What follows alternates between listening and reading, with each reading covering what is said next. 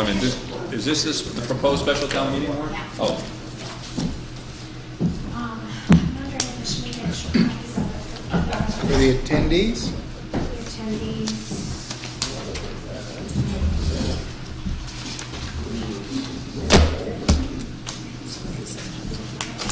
Is that a year old? And here's the, you do know there's, I'm assuming there's a typo, since it says 14 in words and 15.5. oh, yeah, it's supposed to be 15. Yeah. 15, yeah. We'll mark that Oh, one. yeah. Stand here. Like the cranberries? I don't usually catch those. I changed it. Here's a new free cash that has the numbers that we were talking about. But that's close to what we had, wasn't it? Yeah, it's the same. I think we figured it out at the meeting that it was that, but David didn't realize. So here's the free cash in case when we talk about the Thank you. So Article 5 must be CPC. Community preservation, Article 5. Yes, it is. And here's the, I'll give it to Jess, but I got a map of the property. I was gonna say, I don't even know where that is. Property card, in case you guys wanted to look at that. Press it. This is for the special town meeting warrant, Howland property. It's listed as Shelburne Falls. That's what he's looking at, right? Yeah, that's the owner's address. The address of the property is, I think it's 82 Brickyard Extension. Should be in this part. Where did Article 8 come from? That's from the Energy Committee, and they have a letter for you tonight, and Kurt Wolseley, will be here to talk about that.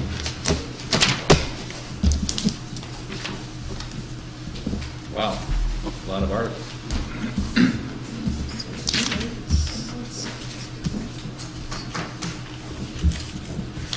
So what does he want to do with the land? He wants to take it out?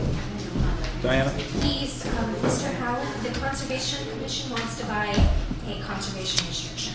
from Mr. Howard, so he would still own the property if they want to have, purchase the CR. Okay. It's way to the back of your package. Almost three, four pages in from the end. 3 or 4 pages in.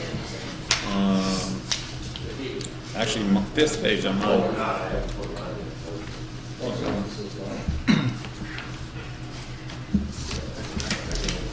Oh, there it is. Thanks. Okay, we're a minute behind. Are you all ready to begin? We rise for the Pledge of Allegiance, please. Pledge allegiance to the flag of the United States of America and to the republic for which it stands, one nation, under God, indivisible, with liberty and justice for all. Thank you. I'd like to call the meeting to order at 7:02. And the first item is tax classification hearing. And who's going to be talking on that? We're here.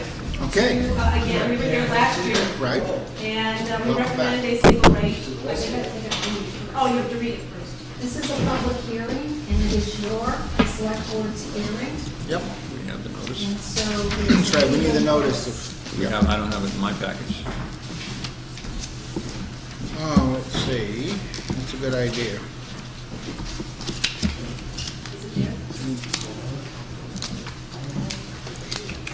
It's on this page, Jess, right here. Yep. Thank you. I should have known that from last time, but get to be my age. Oh, here you go. Here. Thanks. Okay. Notice to Southampton residents, tax classification hearing. The Select Board will hold a tax rate classification hearing on Tuesday, November 16th, 2010 at 7 p.m. in the Town Hall Meeting Room during the Select Board's regular meeting posted November 9th. And the Board of Assessors recommends a single rate. We're primarily 93% residential, and it would not be to any advantage to move the burden onto industrial commercial. There is very little industrial commercial. 7% is industrial and commercial. Actually, it's nice, personal property was almost 2%, commercial is almost 4%, and industrial is less than 1%. I'm sorry, those are increases? No, those are just the Percentage. the way things are distributed. Percentage of the Well, total primarily tax rate. residential. Right, residential. she said 2%, I thought. Personal. I said it's Personal. property. Oh, right. That's included in the tax side. Right, okay. Do you have a tax rate? Yeah. Not yet. Is there anyone here to speak in favor of the livable rate? Does anybody have any thoughts, observations on the rate as proposed, single rate? Could you repeat the rationale for not having a different If rate we- for industrial or commercial? If we had more industry or commercial properties, then we would share the burden, they would take a little bit more of the burden, but we would frighten them away if we did that. Now we don't have enough. You're afraid that they wouldn't approve of the rate and wouldn't. Right. We're trying to get whatever industry we can into town, and we would lose perhaps what we do have. We have people figured out the revenue, what the revenue would be?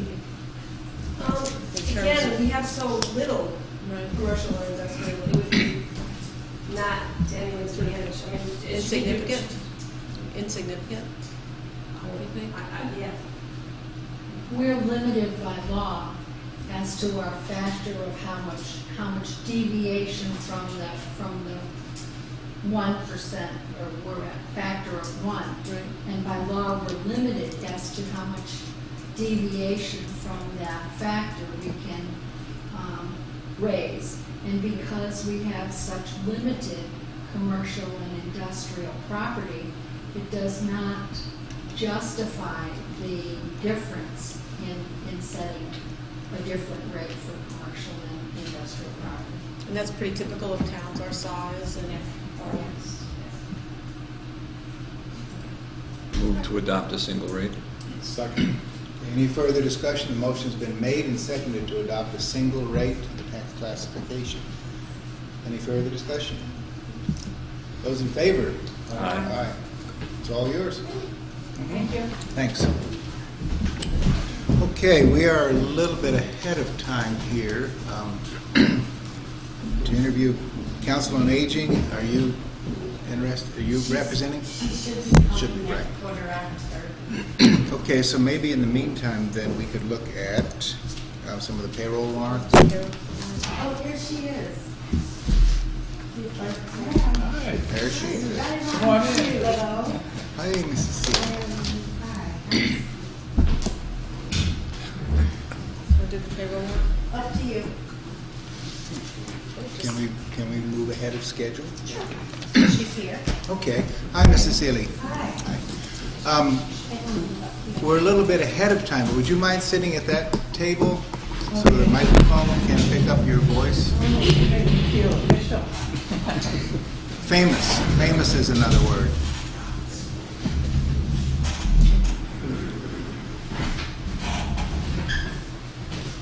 Okay, great. So we understand you're here, you're the first interested resident to talk about the Council on Aging. Yes. All right, great. So what brings you here in that sense? Well, I'd like to be on the board. All right. I was a few years ago. Sure. And had other things to do, and now I'm retired and have lots of time and Mm-hmm. some energy, and would like to work with the seniors again. Mm-hmm. Great. All right. Well, we certainly appreciate your being willing to step forward and volunteer your time. That's wonderful. It's not for the pay.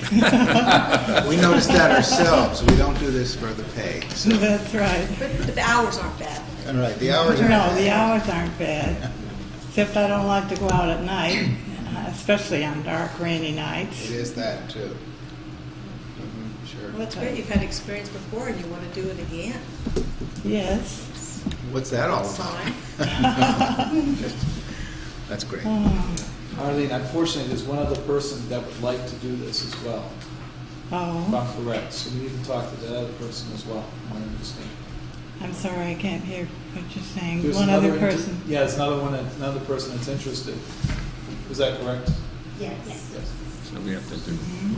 Okay. All right. Okay, so what we can do then is once we've had a chance to talk with that other person, and we can let you both know on the outcome of, because we'll have to bring it, I guess, to a vote or something like that, and then All we can let right. you know the outcome at that point, just as soon as we talk with the other person. Okay. Mhm. I know I'm very excited about the new senior center we're going to have, and I hope we can draw more seniors in the town into activities of the town. Mhm. Get people out of their rocking chairs. I mean, well, we're not dead yet, and That's right. and I'd like to see us have more activities and take more part in the town itself and other activities. Do we have an idea when the other person's being interviewed? I don't. Next meeting. Next meeting? Yes. So it would probably, some action would be taken within, December or so. Or you, I mean, I presume you could vote at the next meeting, but so. wouldn't know till about December 1st. Okay. Great. All right. So we'll obviously Okay. let you know just as soon as we talk with that other person. All right. Mhm. Good. Okay. And thank you for coming out on this dark and rainy night. You're welcome. Any other questions, actually, Mrs. Seeley? Do you have any? Okay. Thank you. Okay. Still ahead of schedule. So, with the Finance Committee, Henry Derek Geezer. Right. So let's go then to some warrants. Okay, we have, if I can do it, okay. Sure. Yeah. We have payroll warrant number P 11-20 for a total amount of $224,571.96. Second. Those in favor? Aye. Aye. We just need the physical warrants. So. We also have a bill warrant, number W 11-20 for a total amount of $126,680.54. So moved. Second. In favor? Aye. Okay. We have these, You know, we have some personnel change forms here. You can see no vote was taken to sign at Finance Committee meeting on October 12th. And I have this one here, which is Jane Howard, 75 Russell Road, Southampton, part-time, who replaces Loretta Eichstedt. Okay. And Jennifer Pelican? She got temporary status to cover the position for about 2 weeks. Okay, because I thought you were doing, okay. No, I never got, That's the split position, or the two job responsibilities within the, she's going to be the transportation or, the volunteer coordinator Volunteer for co- Highland Valley. right, volunteer coordinator. Okay. And that's completely funded by Highland Valley. Right, I was just going to say that it was funded separately by Highland Valley. All right, so her new title obviously would be volunteer coordinator. Her old title was caring community coordinator. It's an hourly position, 4 hours a week, 43 weeks per year. All right, Move to sign. Second. in favor? Aye. Aye. Need those physical things to sign, too. Okay, we have a standard contract form here as well. Actually, there's a couple items that you have, there's a PCFs that were, we signed them at the 10-12 meeting, but because they weren't on the agenda, Reggie wanted you to read the names. And that's on the last page of the October 19th meeting. She circled them and. In the Yes. minutes of the October? Yes, in the minutes. It's in your packet. Yep. It's- We can get there.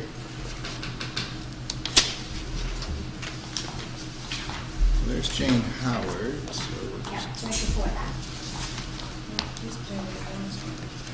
Okay, so this is a list of names from PCFs that were signed on October the 12th. And we need to take a vote on these, and I can read the names. Jonathan Zimonik, Highway Department to replace Matthew Walanchik. Stephen Pace, Highway Department to replace Henry Sansucci. Scott Schuster, Police Dispatcher to replace Shauna Levine. Alan Torrey, Police Dispatcher resignation. William Griskewicz, Police Department resignation, and Leon Rice, Police Department resignation. Those 6 names. Move to sign the PCFs. Second. In favor? Aye. Okay. I can do that one. All right. Now then we have, Betsy has, we did it for you for And Betsy. you do have minutes, I know. Yep. We did. There's a utility easement though also, and then the COA contract. Well, Betsy's here. I'm assuming, do you know anything about What, this? did you say that again? Sure, the standard contract form, is this for you? Yes. Okay. Contract manager is you, and it looks like new contract, but what's this about? It's for the state grant that we all signed, this allocation. The budget allocation was signed in July, but the actual contract, which you have in front of you, was never signed and needs to be returned to the state. Okay. So you're asking for Grant a is for signature? roughly $5,000. Right, $5,173. And then the town of Southampton is the contractor, so then they, I'm assuming, receive the monies. Yes. Okay, That has to be signed in blue. in blue. Mike has blue pens. Okay. Just by the chair. Thank you, Diane. Yep. Okay. Okay, so this is revenue coming into the town, so those are usually easier than revenue going out. Does the board have any wishes on this?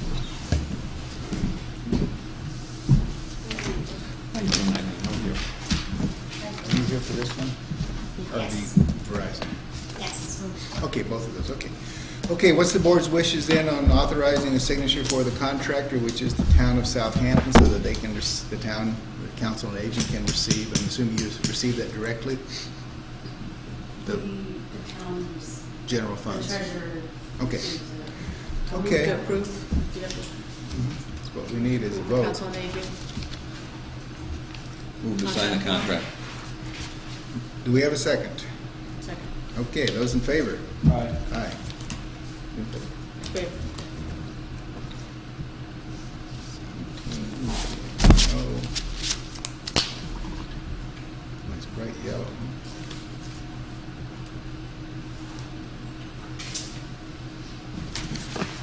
Right, thank you. And then the next item we have here is Southampton Board of Selectmen enter a utility easement for underground facilities. You voted on that just Right. the previous meeting. We did. We had 3 original copies and we only signed 1, so we just need you to sign it. It has to be signed in front of the notary. So the one that is here, is there another signature page? There were 3, there should be 2 other originals there. Yeah. There's no. Yep. Okay, this one's done. Good. Okay, blue pen also? Sure. You want to be correct in these things. Okay, so what does the, we did not sign these, we did vote on these, Did we're in already the vote on affirmative, this. so Yes, you signed 1 copy and there I were 3 think, originals. given that as precedent, then I'm going to suggest we can just sign this. Yeah. Okay, and then this is for you. And I sign here. Doug Blanchard is absent. Pass it over. You and then David.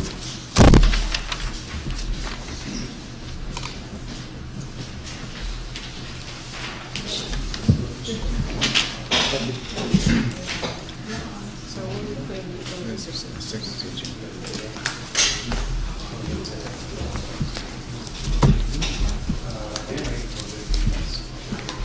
Let's go to Michael. And the blue pen goes back to Michael. Some things are on the approach. I need to sign that. Yep, and here's the rest of the Verizon packet. Do you keep this? Diana, do you want this back? Yes, we should keep all copies of Okay. this. Easement. Okay, moving along then, a contract extension for Southampton Ludlow Subregional 40R project. Dear Jess, the town of Southampton successfully secured a contract extension from the Mass Department of Housing and Community Development to continue work on the Southampton Ludlow Subregional 40R project. Per the town of Ludlow's agreement with the Department of Housing and Community Development, the project will need to be completed by May 14th, 2011. I've enclosed 2 signed original copies of contract extension form that continues the Pioneer Valley Planning Commission's role as the technical assistance provider for this project. Please sign both copies and return 1 copy to me, keeping the other for your records. Signed, Jane Bernhard Armand.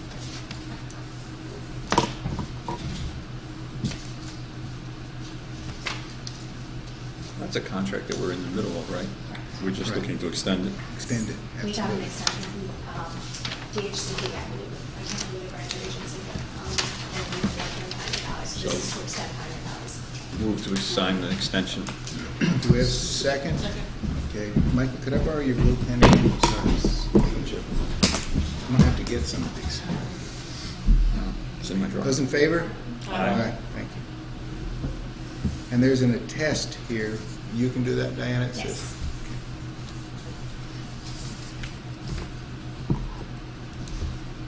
Oh, this is just me. I think. The 16th or the 17th? 16th. It's the 16th. Looks consistent. Oh.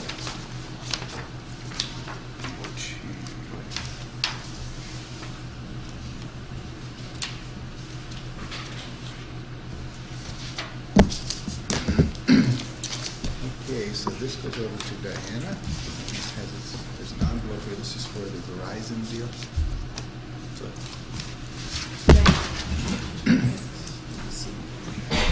okay, great. Finance Committee, Derek Geezer, Bob, are you guys here? Hello. Yeah, but they don't have a quorum. Is this a combined vote? We need, if you need to. We already voted. Okay, so they can represent their vote? I don't know. This was, Technically, it's supposed to be joint. Joint vote. Oh, we didn't know that, because we had a member who had to leave for a state semifinal championship game for his niece, and another member who's actually ill tonight, but came to the meeting for as long as he could make it. So now we're down to me. That's why we voted while we had our quorum, and we knew we wouldn't have it over here. So I don't know what that means for actually. I just, the law says that just like we're with the remaining members of the finance committee supposed to vote, so, Supposed to be a joint. yeah. are you remaining, Bob? I guess they I'm don't be the remaining Now, if members. you'll approve, we'll have at least no.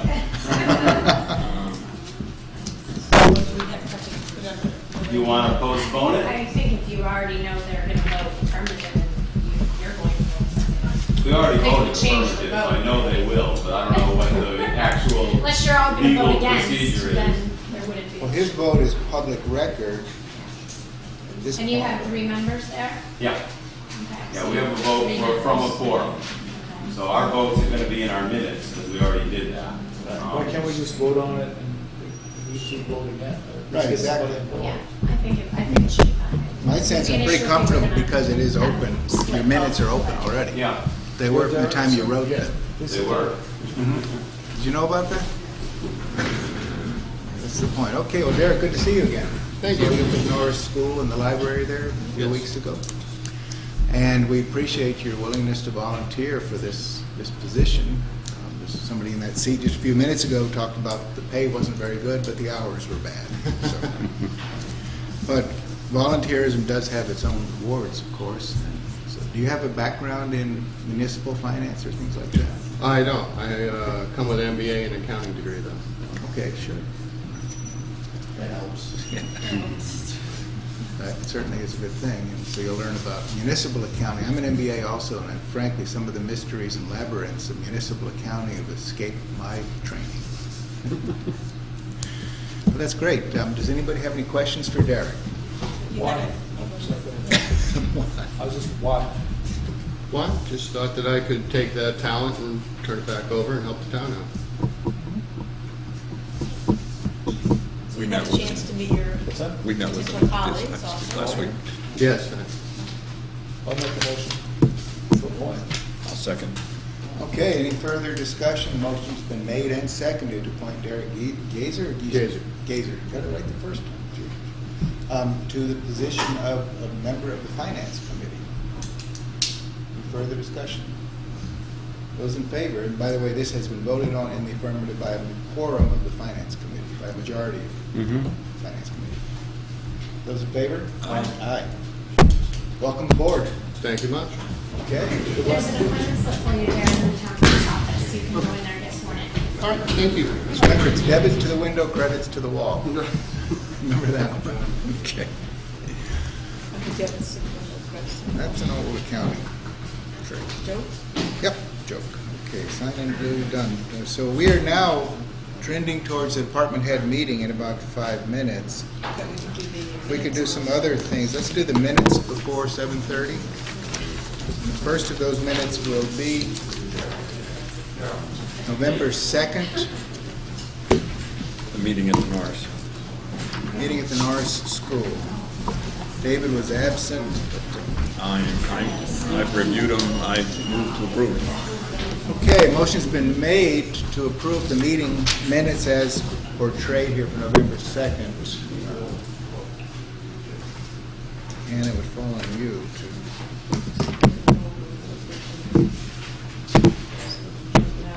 Second. Those in favor? Aye. Aye. Abstain. Okay. Okay, next minutes, October 19th. And let's see, who was there? Everybody was here.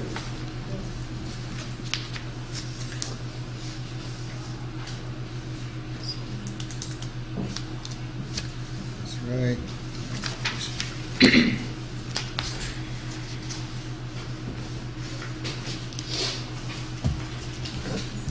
I move to approve the minutes of October 19th. Second. Okay, those in favor? And further discussion first on the minutes? Okay, in favor? Aye. Okay, then we have Tuesday, October 5th. And Ann, you were absent from that meeting. The rest of us were here, so we do have a voting majority. This is tabled pending summary. You had tabled it previously. Right, we sure had. Pending the summary, and now So that's... this is the summary Yeah. as permitted.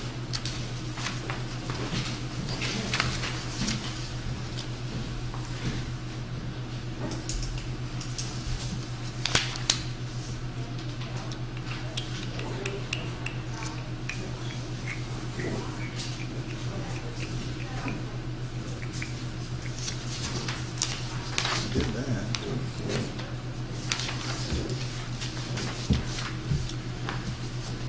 Okay, any motion on this? Move to approve. Okay. David, do you care to second? Second. Okay, those in favor? Aye. Assuming no further discussion. Okay.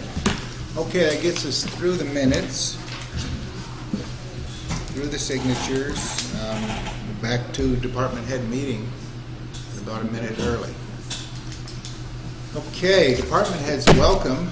Several of you out there, it's good to see you, and love to hear from yourselves things that are going on. And one of the things that we've been trying to do with these meetings, at least monthly, is to promote a greater sense of information exchange and sharing communication. Now that's sometimes can be a very elusive goal, because obviously we live in a world of sometimes too much information and sometimes not enough information and all of those things. That said, we've always thought it was worth it, certainly a try here to promote this kind of informal exchange of ideas and what's going on and what might we all do collectively to get through some of the situations. We all know that finances are not what they could be, but we also know that there's a lot of hardworking people in this town too who are very dedicated to what they do.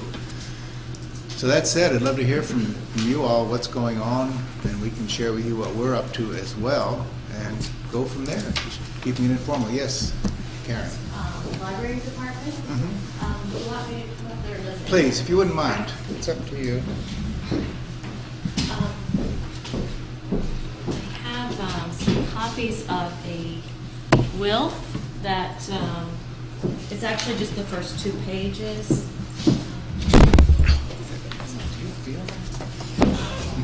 The library was informed that we were a beneficiary in the Julia Baranek estate, and we have recently received a partial disbursement of funds from that estate of in the amount of $20,000. Wow. That money has been deposited with the city treasurer and has been put into a designated account according to the wishes in the will there. On page 2, you could see Edwards Public Library and what the terms of the will are regarding the library. And so it's been set up in the Julia Baranek Library Endowment Fund as stated in the will there, of which the annual interest and dividends will be used for the purposes that she states in the will. Specifically certain types of library materials that she was interested in seeing that the library collect or develop. So we are informing the select board of my talk with Christy, the town treasurer. The select board, I believe, needs to formally accept these funds. Is that right, Christy? Yes. So moved. But not yet, right? Are we prepared to do that now, or is there a We have a specific fund. vote? I can have some of these for you guys. Right, but is there a vote? I mean, is there a motion, or should we present it in some specific terminology that accept a gift? All I was told that the board of selectmen have to accept the gift as is. So moved to accept the gift as is. And how about sending the family a note of I would appreciation? love to send Excuse you me, while you're doing that, so you don't have to duplicate it. I don't have page 3, but the fire The department. fire department is beneficiary of that as well. Okay, absolutely. And to the same amount, we already received the $20,000 check. And the wishes of the Baranek estate are that we can only spend the interest off of that. So annually, we don't have to spend it, we can vote to turn it back in. And it stays intact forever, it's a trust. And again, that's specifically, it has in the wording on it, which Christie has for her file, it can only be used for fire department equipment, imagers, AEDs and things like that, so they can't use it for anything frivolous, but it's the same thing, it's still. I do know that the library also has similar restrictions. This is dividend and interest on this principal amount that's available for use. Exactly, and that can be reinvested also if we choose not to use it at the end of the year. It says in the Right, and then a couple of weeks ago, we voted on setting up a separate account so you all could actually make investment decisions outside of the town decisions. Are you aware of that? no. That didn't happen. Oh, Are you aware of something? We don't know where. Did I just make that up? Out of whole Maybe we've been discussing these issues, but and we're talking about trying to set up a foundation at some point. But I didn't think we had that Okay, conversation. well, that's, Well, my motion still stands. Civility. Accept the gifts. we'll accept both gifts. Gifts. Both and gifts. And a letter to go to the family with grateful thanks. You're going to send a letter, or Oh, I we'll mean, send our letter. send it? Can we yes, send it well, together? right, we are. Yes. We could, so that's my motion. Okay. Very generous gift. 20,000 to each. It's a partial The- disbursement. There are the other estate funds. Right now, the inventory that we received on the estate is just under 500,000. And that includes an estimated sale of the house on Route 10. And actually, the house is, I guess, going through the sale process now for around $80,000. So that'll be added, that's in there for the 479,000. But then I don't know what the cost for the executors and all that's going to be. So it's a substantial amount, split up 4 ways. It's the Girl Scouts, Bright Side, Library, and the fire department. Still a generous gift. very nice. Okay. I'll second. Okay, any further discussion on voting to formally accept the gifts on behalf of the from Julia Baronic Estate to the library and the fire department. Okay, those in favor? Aye. Aye. Okay, thank you. Yeah, I need to check back through my notes. 'cause we That's did this. interesting. I don't know, maybe you were talking to somebody else. Okay. I also have one other issue to bring up, just so you are aware that, and I have talked with the town administrator about this.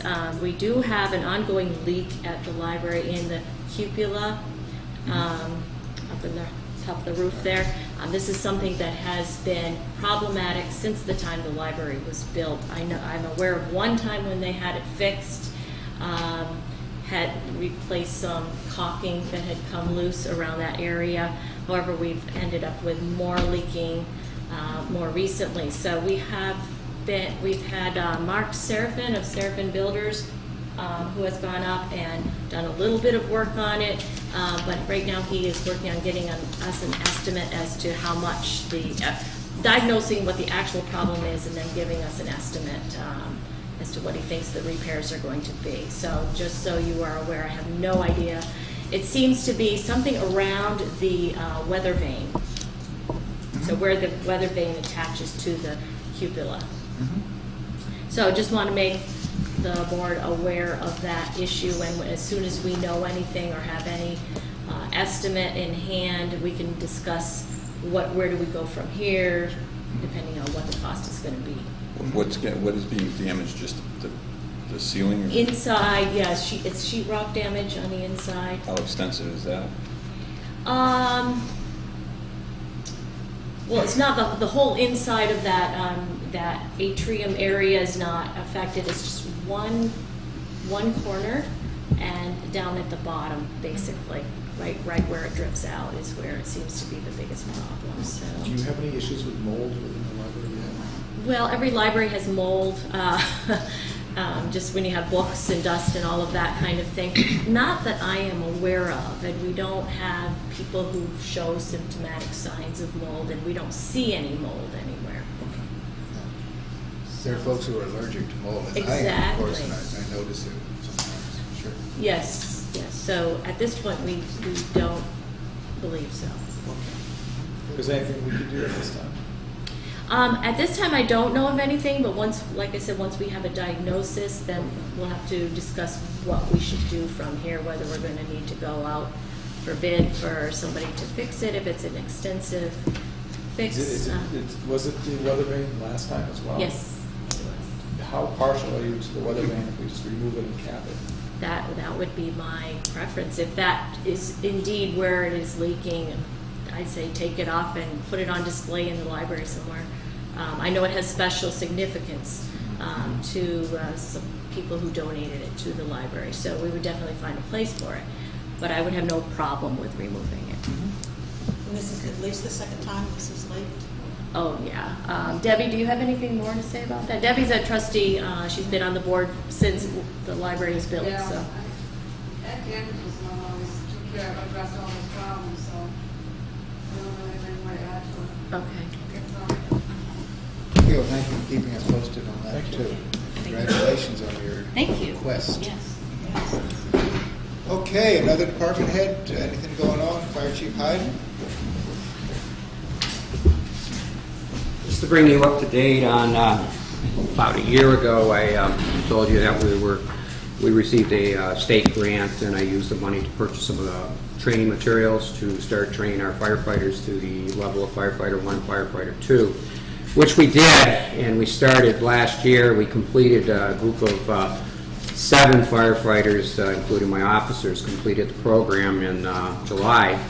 And through that program, we kind of expanded it to make these people into trainers.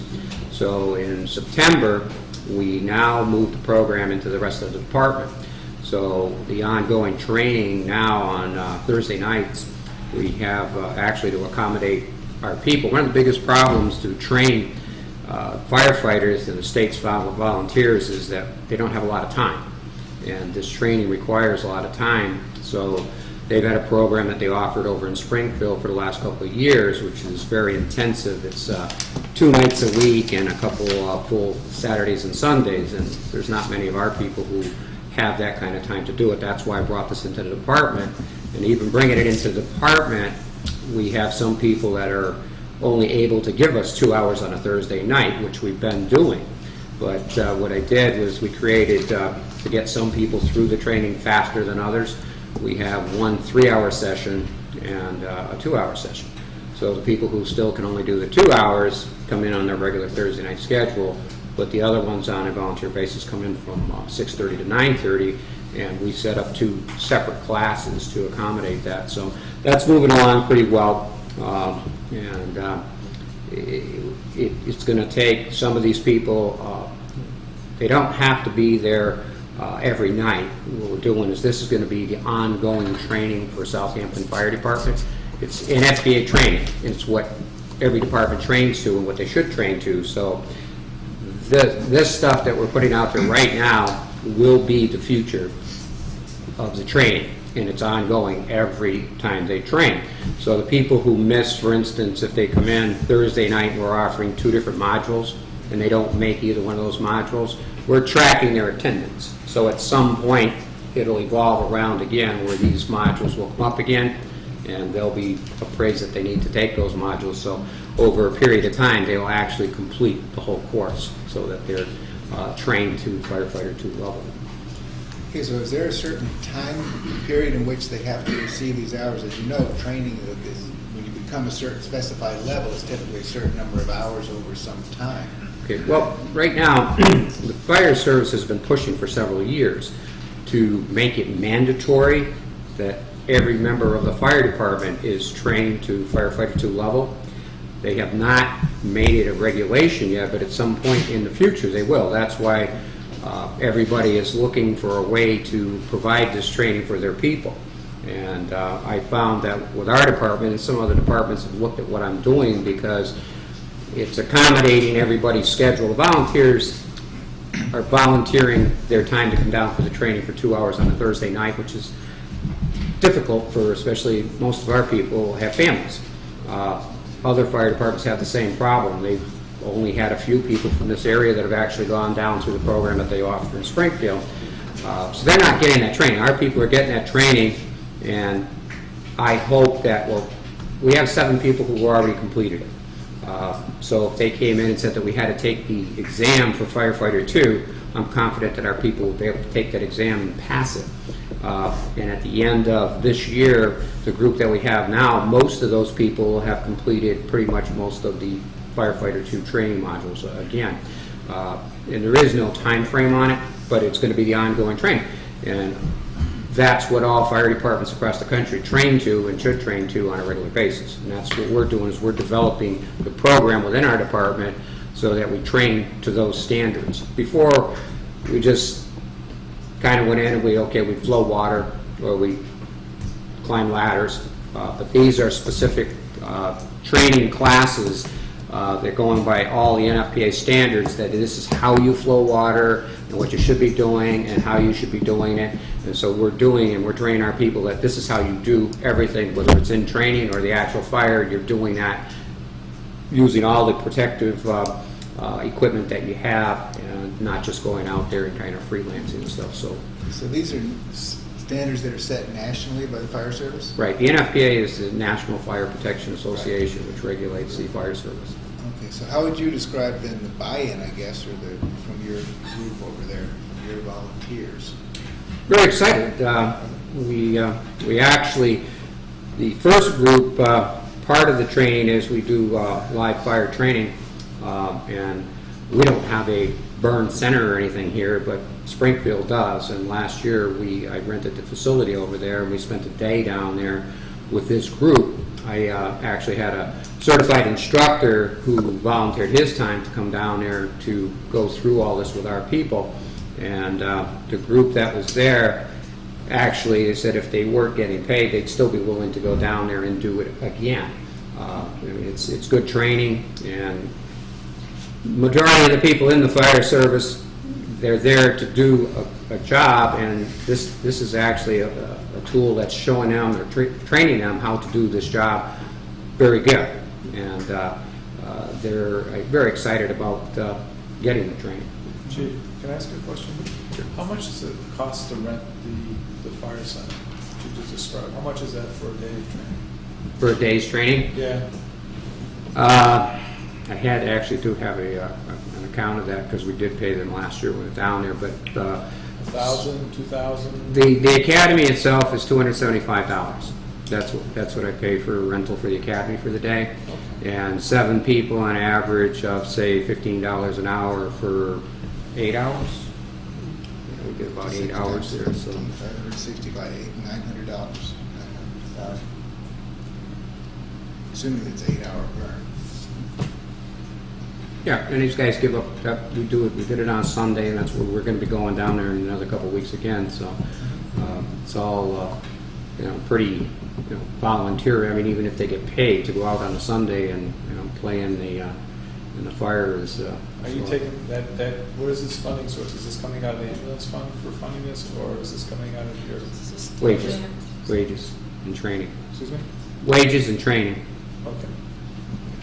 So then, these courses, this level 2 training for firefighter is not required at this point by the fire service. But you're Correct. anticipating that it will be in the future. Yes. Will everyone participate eventually? They have to. We're You said in 7 finished, so are there some more We in the pipeline? do have, we were a couple people, we weren't sure whether or not, but we basically have told them that at some point in time, it's going to become relevant. So we're offering it, and, it's a good idea to take it, and realistic, we have everybody in there. Everybody that's in the department right now has in some way been attending the classes. Well, under the strong chief law, could you require this, set this as a policy? We could set it as a policy and require it, but it's a lot easier to have people that are, convinced. The idea was to develop a program that everybody could buy into, and doing the initial training program, I was looking for input from the 7 people. I particularly got these people who had fire experience already, so that as we went through that program, we spent a lot more time in the training going over methodology and ways of presenting it to people, and getting more ideas into the whole program. And by doing that, this is how we've developed the 2-tier program. And I think these are the guys that are training. I'm not training. I'm just observing and stepping in here or there where I have to. But these people are the trainers now, and people are. It's their thing.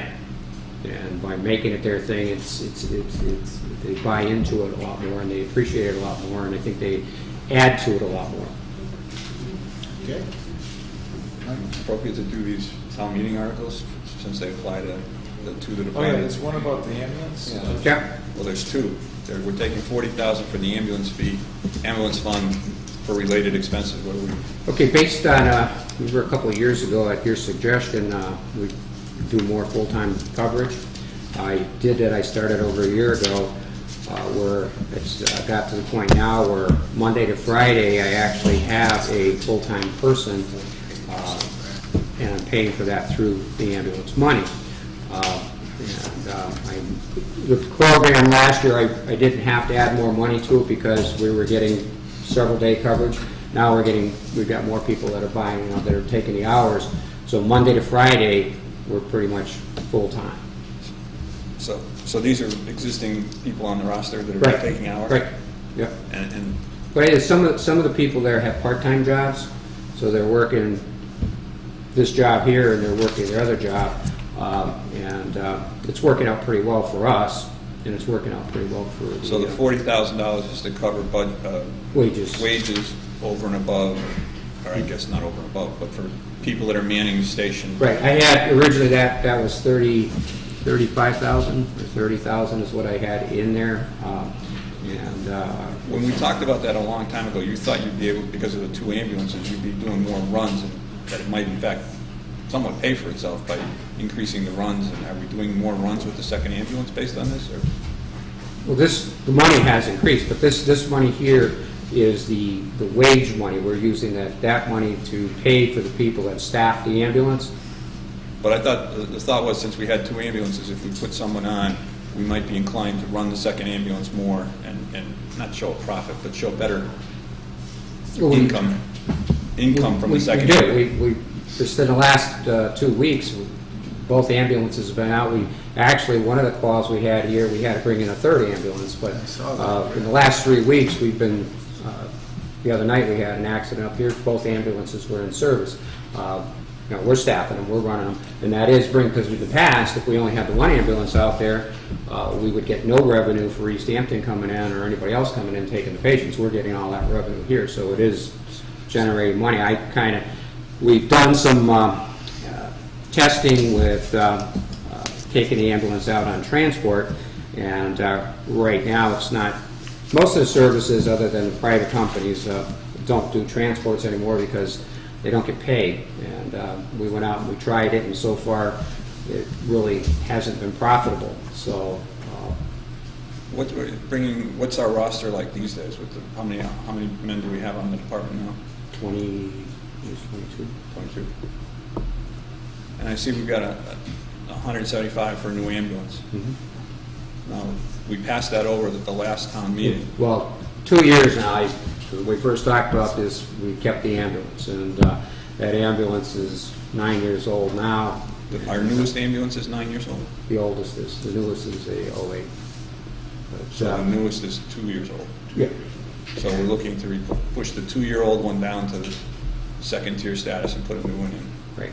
And Right now, what's the status of the 9-year-old one? How many miles are on that? That's 48?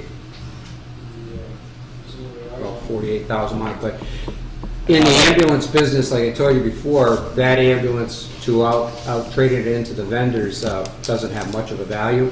But I've actually had some people who've come in and expressed interest if I were to get rid of it now in another industry.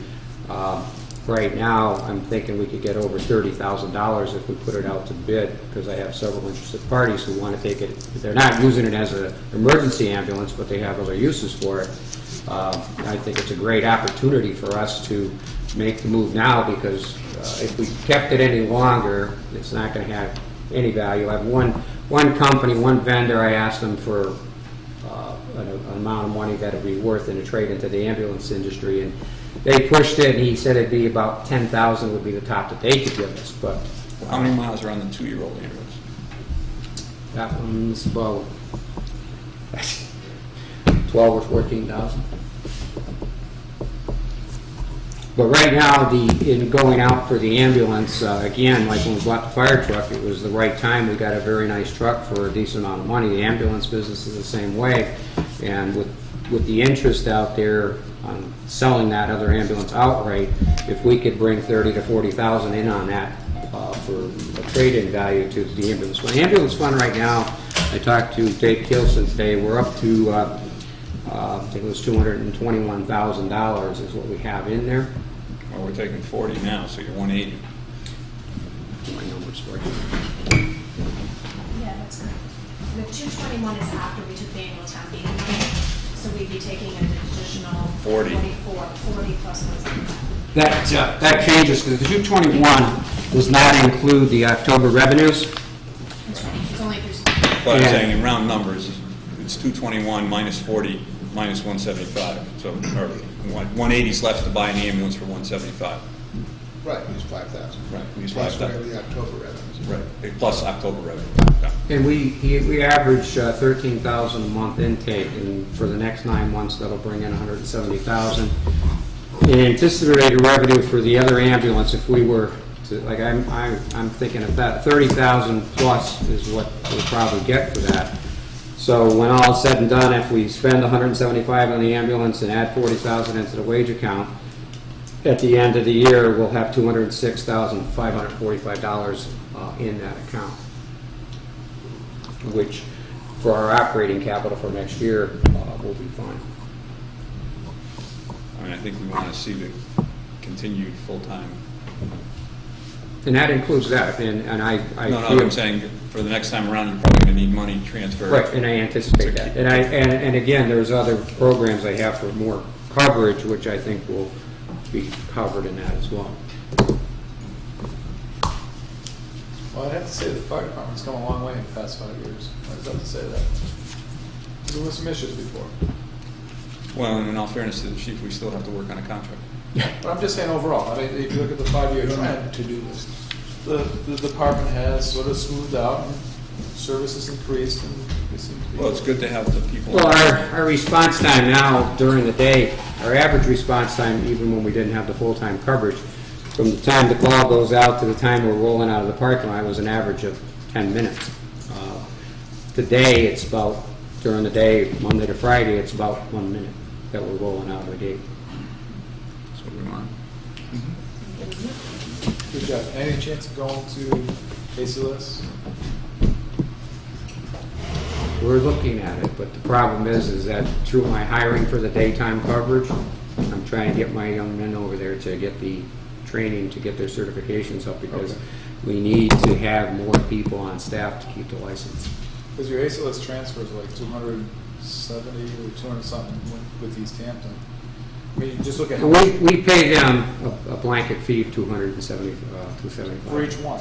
Right. Yeah, we Right. saw- That's why, yes. If you look at the number of ACLS, calls you go on, chest pains, whatever you gotta go, over the year, maybe look at how much you could have in-house training and how much you might save long-term. It's just an Well, idea. unfortunately, that's a harder, the intermediate level, because of what we are, is easier to keep, because all we have to do is show that we could have 1 or 2 intermediates on staff, just make our coverage, and OEMS is happy.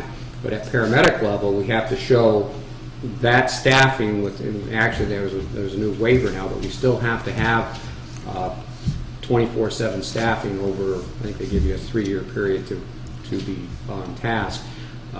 So you can't have a partial ACLS type of service that you have, and you have to cut down on the transfer. You have to know, I mean, I wouldn't want to jump into it unless we. I just don't know. I mean, I just think you could cut down the number of. That's our goal. We're looking at that. We spend right now, average $10,000 a year on intercepts. Yeah. I mean, that could go a long way with education.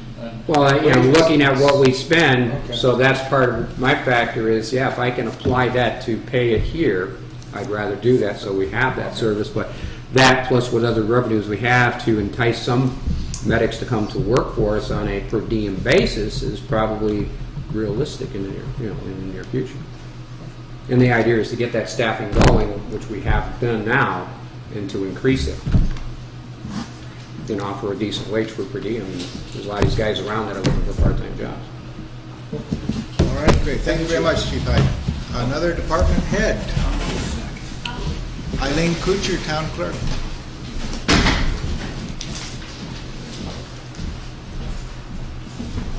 I'll just give you an update what the town clerk's office has been doing. Thank you. Right now, we're starting to run the yearly census. They have to be in the mail by January 1st. Plus, we've been cleaning and getting ready for the move. I'll be writing a letter to the Secretary of State's office to get permission to throw some paper away. They have to give me approval on registrar's cards that were deleted or people that have died in town. I'm on the process doing that. Been up in the attic. We got rid of a lot of stuff up there last Thursday, thanks to Ed's guys in the highway department. They came over and carried all those heavy boxes down. We're getting ready, like I say, for the move. I got a lot of stuff packed, and it's coming along pretty good. Between doing our regular day's work and getting the census going and everything else, we're getting ready for the move. Good. All right. That's about it. Just give you some info too. I have tried to get in touch with the guy over at Smith Vocational School about painting and refinishing those voting booths, and they haven't been very fast. I stopped in once and I called once, and he works off-site, but nonetheless I have a message in over there, and I'll just be persistent. Yeah. Yeah, they would work out good if we could make them portable and paint them up. Those are the booths there. I think they're 6 feet long. If you made legs, like a table, You could fold them up and put them away. We already measured the elevator over there to be able to move them up and down in the elevator. They'll fit. Okay. I You don't had need to- these cut then for this? We don't need a cut. All we Okay. need is put legs on them so you can Okay. fold them up and be portable. So you resolve where they would be placed? Yeah. And then they would go in the meeting room over at the new place. They would fit in there fine. We'd have all the partitions. They would have to be painted also. But that would be a lot less money than going out and buying all new ones. Right, absolutely. Okay, we'll keep after them. We do Yeah, get Smith. we quite a don't lot. need them now until May anyway, so, you know, even if they can't get to them until after the first of the year. You'll need additional partitions on the ends, like this one doesn't have one on the end. Well, they At could, each one, unless you just want to leave it open. I mean, it's just- oh, I don't know, I don't think it would hurt anything. Okay, all right. Did the voting go smoothly in this last? Yes, it went very well, thank you. What was the turnout? Yeah, The pretty good. turnout was 64%, That's pretty good. very good. Better than 12%. Pardon? It's better than 12%. Yeah, it was very good. Okay? Okay, thank you very much. You're welcome. Okay, next, department head? Yes, Christie.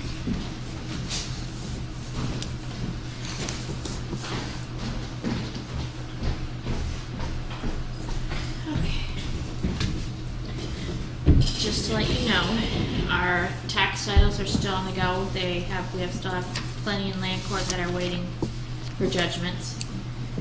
We're working on 2010 taxes now. Those will be going into liens beginning of January. We've obtained 2 properties last year. Hopefully we'll obtain, I'm hoping about 3 or 4 before the end of the year, if not more. But land court has been backed up, so we're waiting on decisions and hearing dates for those. Have we disposed of the 2 that we acquired? No, we still have. They're small parcels, but. I mean, because it does us no good to acquire them and not liquidate them. I think that there might be one that's landlocked too, but yeah, we could, there's sort of a waiting period, but I guess we don't have to do Yeah, that those because- are, I mean, those go back almost 30 years, so I don't even, there's supposed to be like a 5-year waiting period. But being those go back like 30 some odd years, the chances of them coming forward are So next to what's the nil. next step to liquidate those? Auction. We did it in an auction. We did last that time. 3 years ago. Right, but I mean, even if they're landlocked or whatever, we should offer them out and see what we can generate on them. Why, is there any benefit to waiting any longer on them? The ones that are coming up, and if we get them through land court, there's some that have, they're nice houses. No, I know, Those are but- gonna have to wait, but these. the But are ones there any that- reason on these- Those are like 30 some odd years old. So why don't we, what do we have to do? What's the next step? There's a process to go through to schedule the auction, you have to advertise. But I'm saying, what's our next step to get it, to get that going? Do that, yeah. Schedule it. And you also, the one thing you have to remember is also put that Bagley property on, accept that because they turned that over to the town and the town has to accept it. And then we can put that on as well, so that'll be 3. What's the Begley property? Is it the Bagley? Yeah, they have property on the presidential area. Oh, And rather than go through the land court. they surrendered it and we They would surrendered tax. it to us, So we yeah. would Do you tax want it. to put that as an agenda item, like on any properties that you think we should be dealing with? or That can would be deal the with? only one, would But be the other 2 properties, so there's like 3. those are all set to go. It's the Bagley property that has But to can be we put that on as accepted. an agenda item so we can just sort of get the ball rolling? Yeah, So- But we need some information like where it is, blah, blah, blah, blah. Yeah, she has all I that have a information, motion. yeah. Do you want it on your November 30th agenda? yeah, I mean, it won't take long to just take a motion and move it, Yeah. whether it produces anything or not. Okay. And we're getting ready for the end of the year. David and I are still trying to balance up our tax titles. Our program is opposed to what he has to what I have. We're having little glitches, so we're working that out now. It's not that bad of a, I know that was in the memo for the auditor. That is one thing that we've been working on for a while. that we're still trying to figure out where our difference are, and it's not that big of a difference. And I think that's about it. How are you ready for the move? We started clearing out this week. I have a letter going to the Secretary of State as well to get rid of the other items that have to be approved by the Secretary of State. I spoke with him on the phone today, and he says once he gets it, they should be able to go through it, and then I'll get the letter back, whether they approve it or not, but there shouldn't be any problems with that. You So see we were any just about cleared out. problems? Besides that, just any problems with your office particularly? With your items getting over there, is there any special needs that you see? The safe. Hopefully we can get the safe over there, no problem. Ed? Oh. The safe. What about, Is that something you guys can handle? I thought that was part of the moving contract. Yeah, it's in the moving contract, right? I mean, it's on wheels, but it's gonna be kind of a haul to get it in there, so. Okay. Got it? All right. Thank you very much for coming in. Sure appreciate it. And the next person. Department Head Ed Cawley.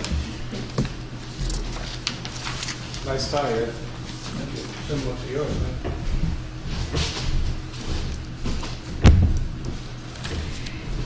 I want to let you know that the Helen Street Park is completed probably 2 weeks ago. If you want to officially let the Parks Commission know, they know unofficially that it's completed, and technically it's their dominion. We'll maintain it as usual, but it is completed. Is it called anything besides Helen? I don't think it's just been called Helen Street Park for budgetary purposes. I don't think there's a name given to anything yet. But they, at their last meeting on the agenda, I think they were gonna name it. Well, I think Parks Commission. I don't think the Park Commission, I think it should be, there's a lot of people that should be involved with naming it, or a contest or something, or a process to name it, because I think there's, it should be a way of naming it other than just naming it. I think there should be applications or something to that effect. So that's my own comments. Should Where, we get a sponsor to name it, like sell, like, you know, it's the Fleet Center or something like that? And Well- do the maintenance on it, or? Dougal Park, how much you want to give us? Oh, I was thinking like Oval Park, and then they can take care of the I mowers. don't think so. But I mean, I'm only kidding. I don't know. Whatever the park commissioner wants to do, if they want to change the name or make a name change, I'd like to see a process with due diligence to people to honor. Yeah. And that's my own comment. So, And I'm not speaking for them, I'm speaking for myself. You asked me. so do we need to transfer the ownership or control? I think just a letter from the board saying it's completed, and they are aware of it's completed, but an official action that it is completed, and it's under their authority. Do you want to go about the naming process first before we say it's completed, or? Yeah, you could argue that the naming is part of the completion. Right. You could. I think that might be a meeting between, ask the board to come in and talk to you about it. I think it's important. I agree. So Or let's, at least solicit, you know, so let's do something. Absolutely. send them a letter, Community tell them to go on involvement. in. I think it's wise, and I think it's a good idea to get community involvement with Sure, that. absolutely. There's a lot of unsung heroes in this town, Right. you know, that we're not aware of. So the And criteria would be naming it presumably after somebody who was one of the unsung heroes, or is that just one option? that's my feeling, yeah. Yeah. Or groups of unsung heroes. Could be, you know. Sure. All righty, so it would seem like to me then for next step, we could decide on the criteria then and get those out there in public. I'm not trying to say it's your criteria, and I'm not trying to take it away from them. I think the two boards should get together and talk about So it. we have, Yeah. yes, the two Yeah. boards together. Yeah. So the next step then would be to schedule a joint meeting with the Yeah. two boards. Or meet at one of their meetings too. Yeah. You know, which probably work. Good. Our work at the town hall, the new town hall, is proceeding. I thought we'd be a little header. I wish we were a little further along, but these last 2 days have thrown us back into concrete work. We have half the sidewalk in the back completed, enough to make the ADA accessibility in compliance. but we need to carry it around to the back of the building and tie it in. But the rain has forced us to back off on that. So when we get in the next sunny day, we'll be finishing that section. We have guardrail to put at the upper parking lot, about 90 feet of wooden guardrail, which, you know, it does happen. Somebody might hit the accelerator and go over the bank. That's why I want the guardrail in there. That will be done this Saturday morning. I've paved the parking lot and striped it. I'm not putting a top coat on now, and the rationale for that is because there's some deep cuts and stuff like that. We're going to get some bellies in there over the winter, and I don't want to put a top course on there, only to cut up and make patches later on. Okay, so I'm going to reserve putting the 1-inch top on in the spring for that purpose, because we're anticipating, you know, some settling and stuff like that. And what we'll do is shim that and then cap it. But right now everything's marked for handicap accessibility and everything else. The trees and shrubbery are planted. For the back part, we did some shimming on the roadway and to control the drainage. So once we finish the guardrail and we have a little more looming to do around the back of the building, we'll be complete for this year. Okay. The front will be done in the spring. We have sidewalks, another wall to build in the front for aesthetics, and some more looming and seating. I do have a crew coming in from the jail, and they're going to do some trimming and some cleanup of the lawns and stuff that we haven't been able to get to try to spruce it up before, you know, snow comes. Winter activities, the highway department, we're doing this and capping up some of our projects as far as water is concerned, parks are concerned, and highway jobs, and we're turning into getting everything ready for the winter.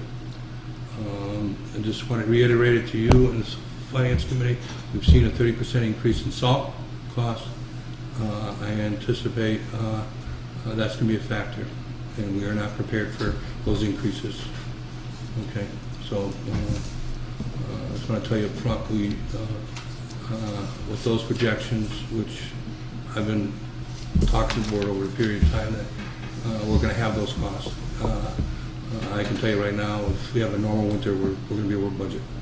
If it's a normal winter, what will how much additional money does that 30% salt increase cost? Probably close to $50,000. So right now, if it's just a normal... That does not, and that's material cost, so it doesn't include, you know, if we get hit every weekend. No, but I'm just saying, if it was a normal winter, you'd be $50,000 over for salt alone, not anything else. Salt, just sand, sand, salt, calcium, and and chemicals. Chemicals. Okay. And fuel. Which is something we should look at now. And just to let you know, fuel took a big hit this week, went way up. And I'm anticipating it to go up there again. Came down a little yesterday. I don't know if it's 84, 85 bucks a barrel right now. It was high as 90, now it's down to 84. I was fortunate last month to buy it at 73 bucks a barrel price. It made a big difference, but now we're coming down and it's costing us again. So you're gonna have an overrun there too, whether it's my department, police department, or fire. Anticipate overruns in their fuel budget because they are going up. Okay. Is that something we should look at with this free cash that before we start allocating that out? You know, and I know it's going to be a factor for all three departments. Well, let's okay. Deal with it now. There is I have to hire an engineering firm in the next couple of months to do some evaluation on our fuel tanks. It's not that there's any problems, but the DEP has taken that over from the fire marshals and have a new set of rules and regulations. Okay, and we need to be in compliance before we can submit an application. The only thing I know we're out of compliance for is double wall piping. We have double wall tanks and stuff like that, and our recording system has to be inspected and approved. And I'm hoping I can handle it with the current amount of money I have right now. But if there's a problem, I don't have enough money. The problem would be that I have to make modifications to the current system. Okay. These are new regulations that in order to distribute fuel, you'll be in compliance. Okay. How much to replace the pipes? It's not a lot of money to replace the pipes, it's the labor and the contract and the engineering to establish what needs to be done. Actually, I think that'll be more than the actual work, because you have to check everything. We have monitoring wells there, we have electronic monitoring wells as well as manual monitoring wells on both sides of the tank. They need to be checked, they need to be verified, and we have to take soil samples. And then we'll have to check the tank. They're steel tanks, thank God. We never put fiberglass in. They have interstitial devices. The monitoring mechanism in between have been running very well and they function well, but they need to be verified, okay, independently of what we have. So you're talking $78,000 just for the engineering part. That's if I have to do both phases, okay. I spent most of the day today Mass Highway and funding. It's going to be scarce. Okay. By the end of this month, I will know about Fulmer Road and the $500,000 project there. What about East Street? Where's that? East Street is on the TIP, the Transportation Improvement Projects. That is a master list for 2012. That's the earmark for that. 2011 is Glendale Road. East Street is roughly $4 to $5 million. Glendale Road is about $2.5 million. Which part of Glendale? Did we just do that? Glendale between Pomeroy Meadow and Route 10. Okay. We had hearings on that. I believe most members were there. And we had hearings for East Street. We have submitted everything they required. Now it's in their court. They got to resubmit, and then we can go for the 75%. But we're at a review process. But they are on the TIP. The letter we sent in last year helped to push us back into that review process. Okay, so we're on the radar screen again.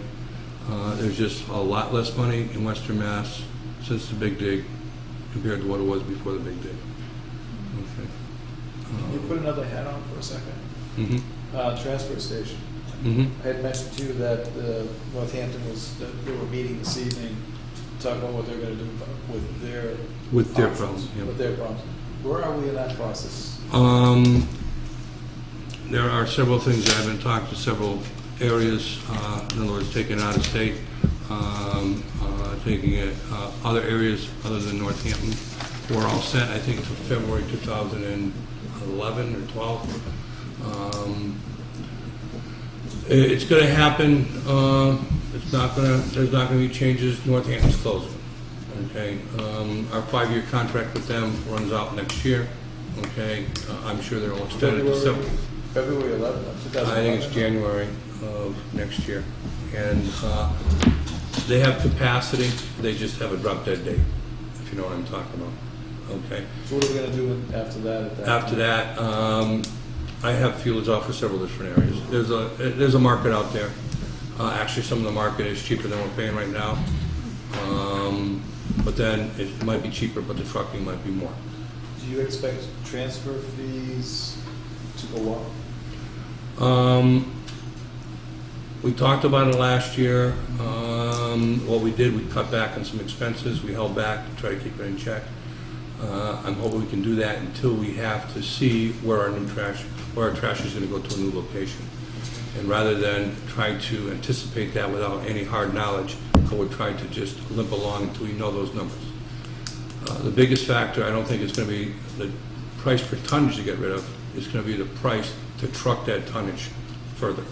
Do you have a cushion in your budget to hold off until like January 30th? Or do you expect changes before then if you had to? I mean, is there enough? We're pretty set with our contract. I know what our numbers are going to be. I know how much we're going to spend. The only thing that's an unknown is how much trash comes in the door. Okay. Right now, over the last 3 years, our trash has either stayed the same or gone down between 5 and 7% in recycling. As you know, we have one of the higher numbers in the state for recycling. very high, and it's just it's a pat on the back to the citizens. They do a darn good job, and I think we're way over 65% of our recycling. That's everything. I heard somewhere along there maybe changing the color of the bags, you could see in the bags to monitor how much actually was being recycled. And is that still a thought or something? Well, that's some people's school of thought, but then you got another school of thought that people don't want to see the trash looked at. Okay? If they're not recycling properly, let me back step. They want to see as much recyclables as possible to go out, but they also want to see a little recyclables in there because they need to burn or to break down that waste. So they need a little bit of that, product that would have been recycled. Like for instance, cardboard boxes that are spoiled, cardboard boxes that have wax on them and stuff like that. I don't know if you want to get into a real litany of what's going on. I'm just wondering what the... They need to accept some of that, so the other trash will burn, okay, or break down faster. Okay, You don't expect the changes right now and overall? Yeah. Okay. Our biggest thing is, right now, we're recycling. I can't believe we have as many TV sets being recycled in Southampton. We're going through a dumpster a month, and you're talking, 8, 9 tons of TVs going on. I just don't know what's going on. HD maybe going to HD? I don't know, but they're hazardous material. We have to process them. True. And it costs us. I think it's a tribute to the town, the amount of cooperation we have. We have some people that don't want to cooperate, but they're far and few between. Okay. But honestly, as far as the transfer station is concerned, there's a lot of peer pressure up there. Some days we get into people want to teach people a little more about recycling than they want to be taught. And it's not us, it's the citizens. It's good. It's good. It's not an easy job that Dave and those guys do up there. They get a lot of verbal abuse, and some days they get a lot of vulgarity thrown at them. That's what I heard. Okay.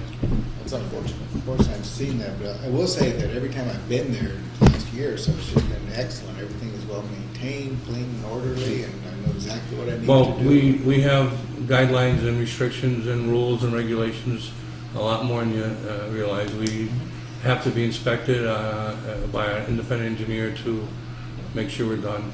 DP is not in that business anymore. They want private engineers doing this stuff.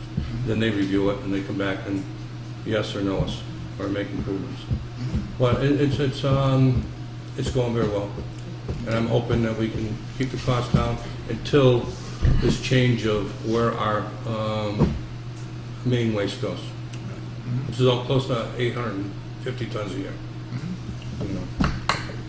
Okay, great. Other than that, do you have any questions? When are you going to retire? He's having too much fun. Yeah, I'm having too much fun right now. But it's in my radar. Question, another hat. I saw on Diane's list that Larrabee Field design work is completed. It's not completed. We haven't approved the completion of the design plans.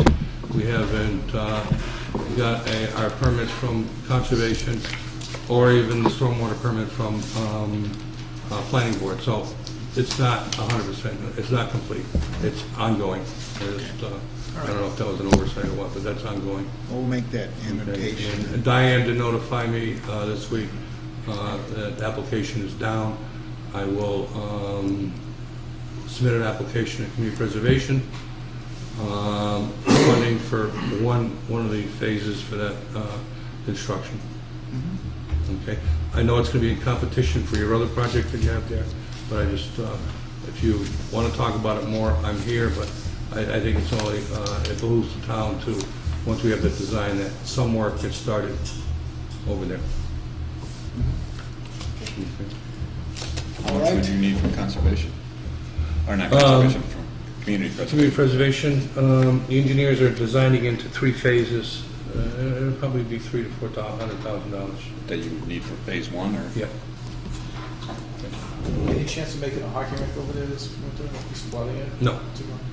Business? No. It was a thought, I mean, no. No, it's not. Was it still being paid at all? Yes, it was cut this year. Two cuts or one cut, or? And we'll cut it again. All right. All right. Okay. And did you, I don't know, Diane, is it on the agenda tonight about the conservation's special town employee? Yes. Okay, because that's holding part of the process up. Okay. Dan, are you familiar with that issue then? You can speak to that when we do that? The SME, Special Municipal Employee? Thank you, Ed. Okay, Chief Silvernail, and then I guess Bob Blanchett, and Barb, did you have anything to add? Chief? No report, Mr. Chairman. Okay. Anybody else? Anything to say? Okay, then appreciate all of those who showed up and I reported have things. something else. Sir. I'm always going to remind you of this until it happens. I'm here for the non-union employees that haven't got a raise this year. And I'd like to entertain the idea that you consider that request and submit an article form to the administrator. Thank you. Okay, that moves us then to the town administrator's report. Let's see, attached.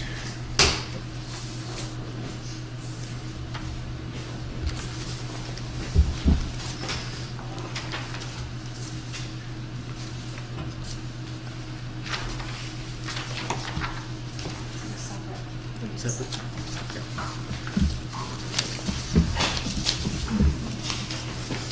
It's right here, right? Separate 3 pages or so? Okay.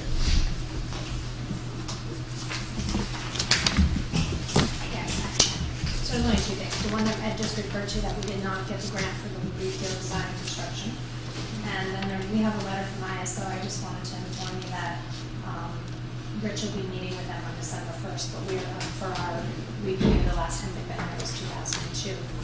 So currently we have the forest rating for residential buildings, and we have a midpoint number for commercial buildings. Hopefully we will be able to improve that. Forest on this building code enforcement? Yes.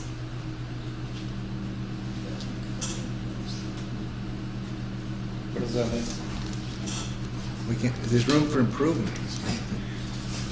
Basically, it says that municipalities with well-enforced, up-to-date codes should demonstrate better loss experience, and insurance rates can reflect that. So they have a system of designating a classification. Class 1 represents exemplary commitment to building code enforcement.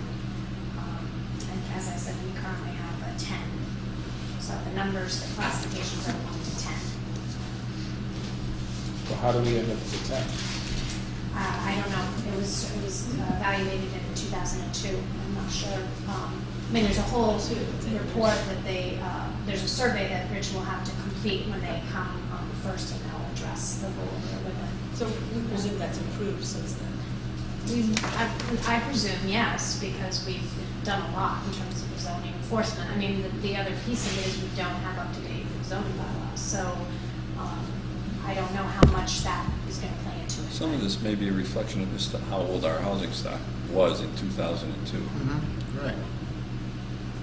Because the discount only applies to buildings constructed the year after you receive your rating. Well, that's the rating. I'm sorry. I'm Yeah, just the top of thinking, the second page there, Michael, it Yeah. says, right. I just Class think some of that class 10 may be based on the age of our housing stock is. Right. The building code is not going to bring those up to date. No.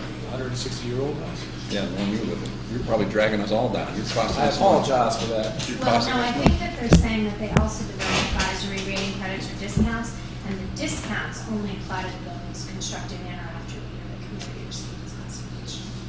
Correct. So after 2002 was the last classification, so there'll be Right, so- discounts going forward. Right, so we Construct, would have right, so it's discounts. new construction. I think we're going to, because you can't do anything but your old construction. No. And if you've got a large old housing stock, which in 2002, 10 years ago, the town was probably only 4,000 people, and most of the housing stock was pre-1990 probably. This is what statistics will do for you. Yeah. Okay. I mean, I may be wrong. But. Yeah, I hear that.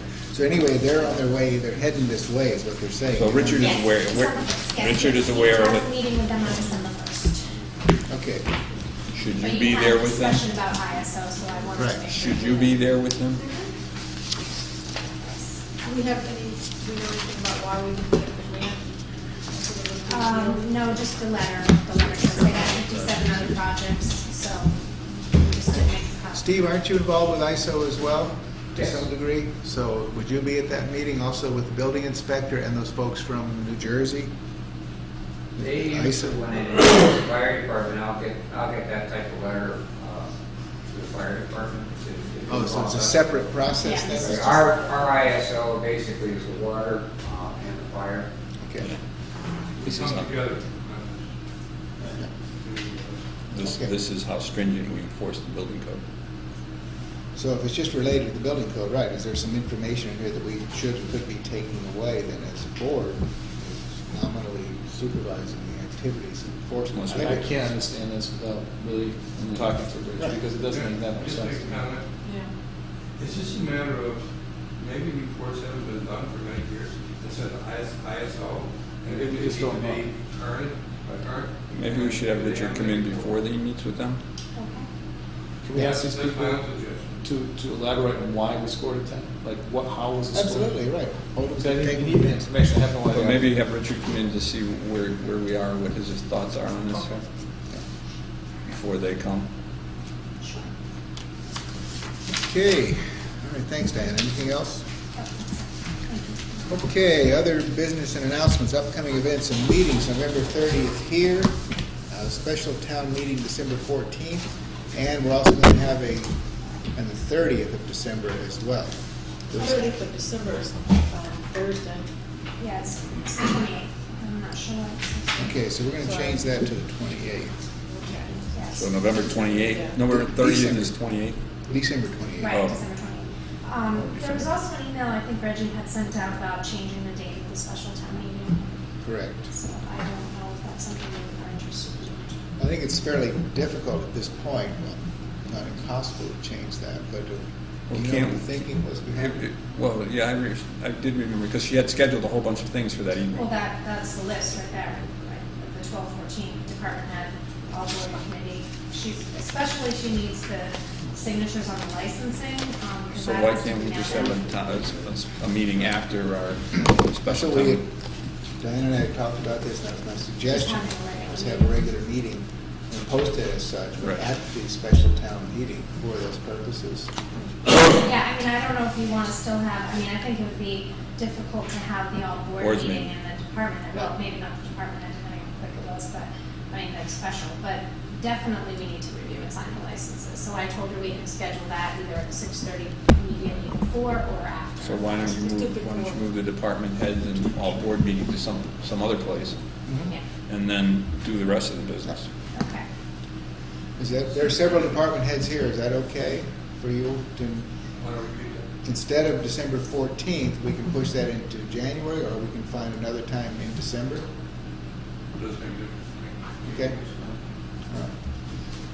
What is Okay. the November 23rd? What are we doing? Well, that was another thought that I had in terms of if you were going to need to finalize the agenda and have more discussion about it. I wasn't sure if you were going to finalize it this evening. It seems unlikely to me. So I just put that there as a placeholder in case you wanted to schedule a meeting next week and actually have a discussion further on it and sign it. Because we've had meetings before where we've had them like on a Friday afternoon, but that's not really conducive to people being able to attend from the public, so. There's a school committee meeting next week at 6 p.m. on Tuesday. So that'll need to be there. Okay. All right, all set then on that? Okay, so obviously December 14th is the special town meeting, and we're about to consider the warrant review for that. Prior to that is this action list, this paragraph 4 in our agenda, which includes quite a lot of items. Storm closure policy, obviously we are a policy board, so working from home, select board's goals and objectives. I'd like to hear from the board how we might want to handle these things. Any one of these items for discussion could evolve into quite a lot of. Didn't we get something from the personnel policy board on storm closure and working from home? If you did, it would be in the packet. I thought there was already decided. Yes. Yeah, we It would be did. in the packet. There is in the packet. There's a storm, yes. Is there any memo? I'm missing.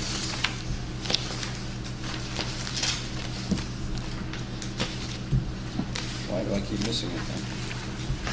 It's on the back side of Jane Howard's PCF. Oh,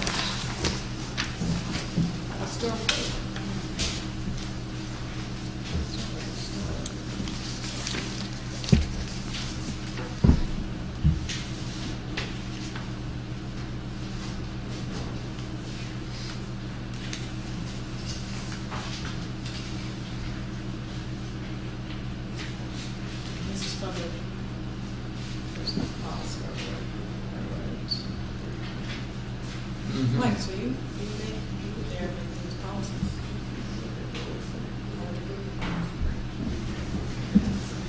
So, for those of you in the attendance here at this meeting, one of the things here is that, let me just read this out, the storm closure policy, snow, other weather-related event or emergency which begins before or during working hours. In the event that a decision is made by the select board chair or designee not to open the municipal building or to schedule a late opening or early closure, employees will be notified by their supervisor as soon as possible prior to the start of the workday. And employees will not be compensated for the period of time that the municipal building in which they work is closed. Now, we have a situation here where there are some elected department heads and there are some appointed department heads, and there's typically been a battle of wills and forces over who gets to decide what. I'd like to hear if there's anybody here elected who might have something to say about that. This is why it didn't work last year. Yeah, I mean, individual supervisors sort of made a decision. Was Once this the place, enforced last year? Sort of. it was a decision by the chairman to close the town hall usually, and then chairman of the board of selectmen, and then whether or not they get paid was sort of ending up being the department heads, right? Making that decision, which was disparity within the town hall. so this is a statement that employees are, everybody's going to be the same. So this is an apolitical statement from policy and procedures, not from the board of selectmen, which says just what you said, which should be the policy, that's set by PQB. It needs to be adopted by the select board, but this is a recommended policy from the personnel policy. Yes, Barbara Flack? The only comment I would have is, there may be situations where employees come from a considerable distance, over the mountain, for example, might pose problems. Our geographic area here in Southampton may be in a situation where it's not bad, but somewhere else it may be bad, or the reverse could be true. That's my only That's, comment. but that's true of any employment place. Okay, but I think this governs the weather on East Street. I don't think it governs the weather anywhere else. So I think this is. I mean, it's tried, we debated it for quite a while, and it's an attempt to make the policy very clear as to what's going on. I would make a motion to accept this policy. It's clear, it's concise, and it's something that should be followed by the town hall. And the anticipation is that it won't happen very often. I'll second the motion. Motion has been made and seconded then to accept the recommendation of the PQB or PPPB. I'm not sure what the Q stands for. Q is personnel, the PQ. Q. P2. Cube, and no wonder, I've always heard it as cube, 3 Ps, of course, it's 3 Ps. All right, cube is to the third power. Okay, so to accept this, motion's been made and seconded. Any further discussion? Those in favor? Aye.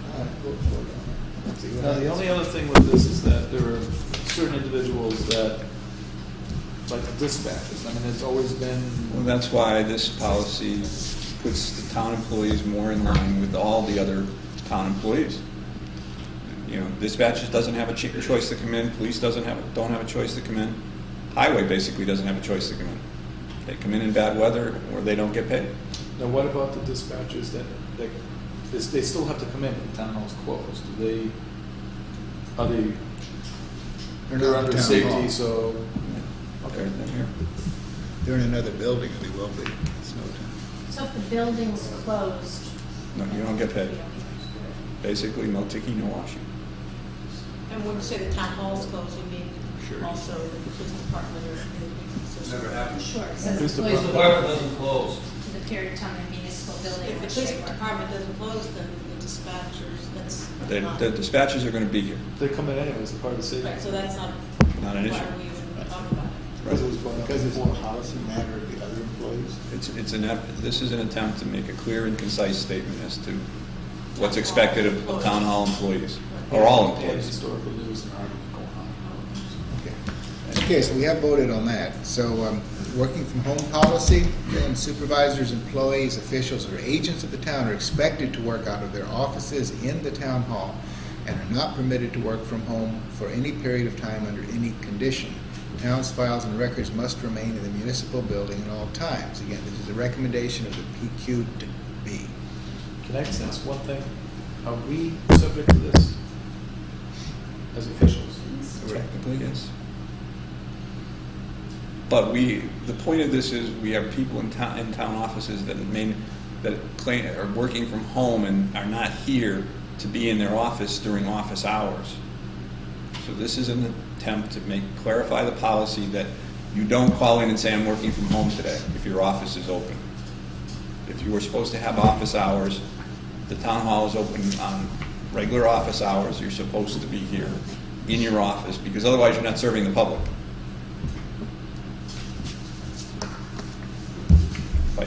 Did I explain that right? But if there's an emergency, if you're an official that would get calls about emergencies, Yeah, right, obviously, you have to take those Yeah. calls and work from home to do that, correct? Well, you should take your call, but working from home is a different situation. Right. Well, you might have to do something as an outcome of that call. Right. But we're talking about people who take their computer, let's say, their Right, we're talking laptop. about actually sitting at home Sitting at home, instead of coming into the office. And the point of the office hours is so that the town hall is open to the public. And an official can be reached. That's true. Okay, so that's the policy recommendation by the PQB. Any action by this board? I'll move to adopt the policy. Any further discussion? Motion's been made and seconded to adopt the policy recommendation of working from home. To prohibit that. Okay, those in favor? Aye. So these technically aren't personnel policies, they're select board policies. No, the policy procedures policies. But isn't there a process adopted for by the adopting board of those policies though, that you have to go through to do that? Well, I would think to add them to the manual, you'd have to go through town meeting, wouldn't you? Right. No, not town meeting, but isn't there like a public No, hearing what you have process? to do, I mean, you voted to recommend them, technically, you're changing the policy procedures bylaw. You need to have an open forum and a selectmen's meeting, take input, and then vote on it. Become part of the bylaw. So that's being posted open meetings. That's But I part need of to the post it as a meeting. But it's tonight, then if Ed is right, all the qualifications are met. It was on the agenda, it's an open meeting. We took comments from the public. I don't know. I don't know about that, but Then- I know there's something in the policy that there's a process. Then why don't you look that up? You gotta let it know that there's a hearing.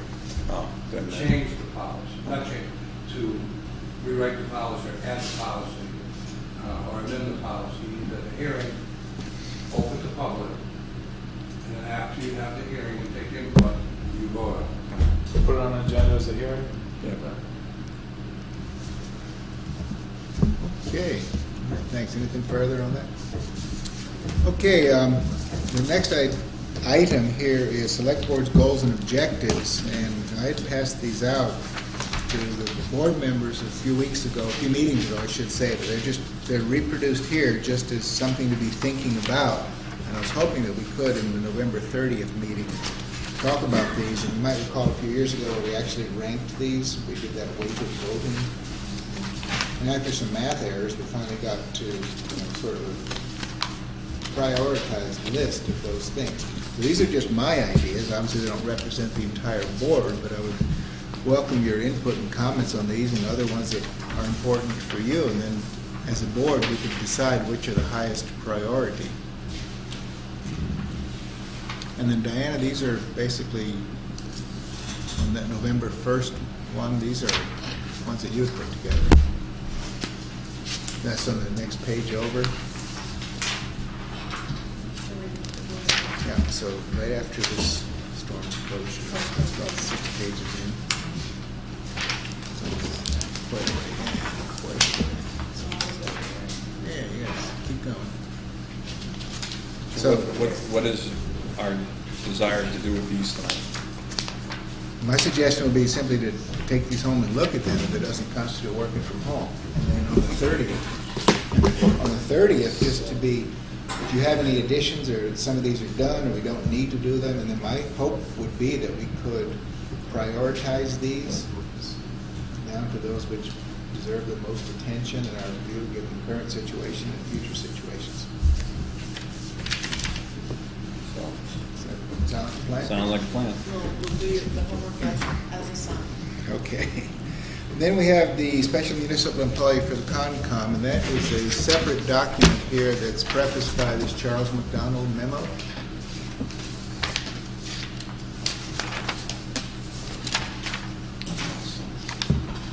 It's a separate, yeah, the 2 pages. And that's right there. So Diane, are you aware of this backstory? Yeah, I talked to Becky, I can't remember her name, but the woman that's requesting it, she works for a contract company.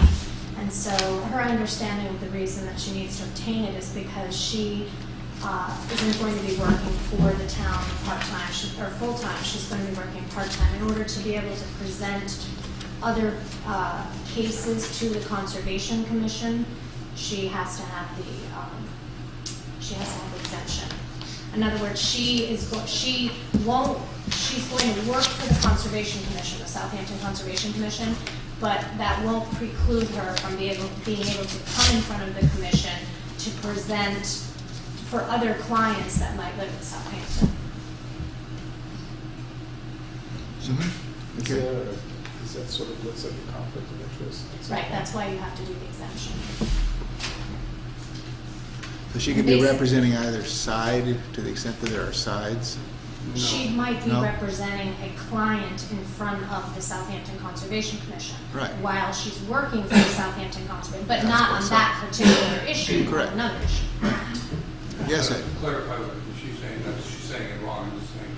The example is this, this particular one was hired by conservation by somebody that had a cease and desist order.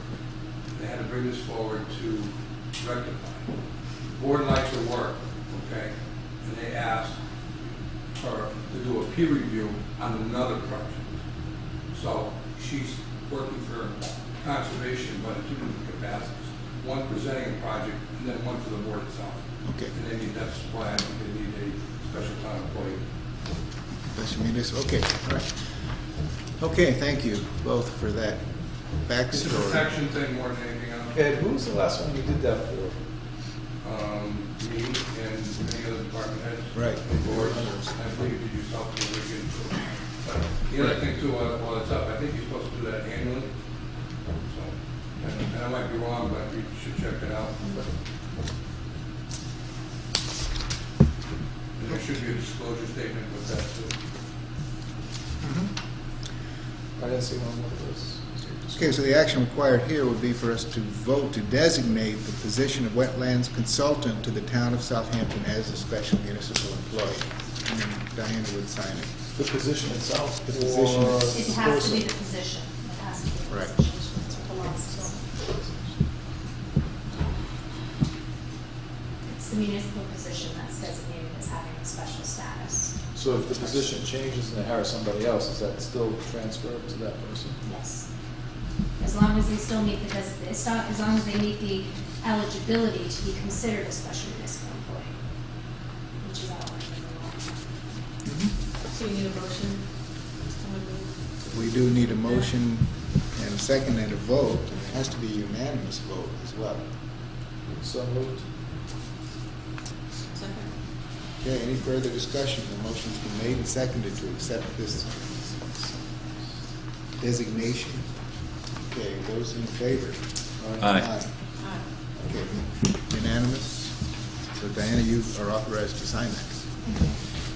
Okay, results of IT scope of service, and what we have in here is IT professional services list of possible proposers, and it's been noted here those from which we have received proposals. Correct. We've only received 3. 3 out of 8 that went out, 7 that went out. Correct. So We just was there a received time them frame?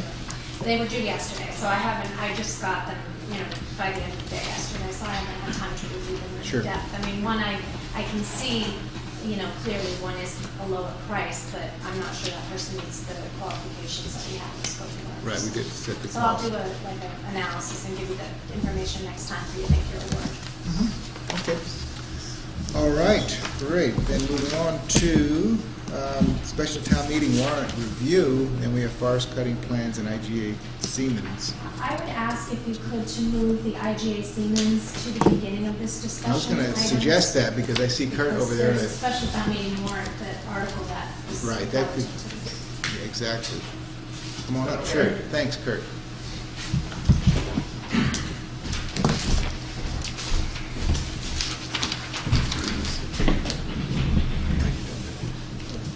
Okay, it's coming. Okay, so we have here IGA Siemens.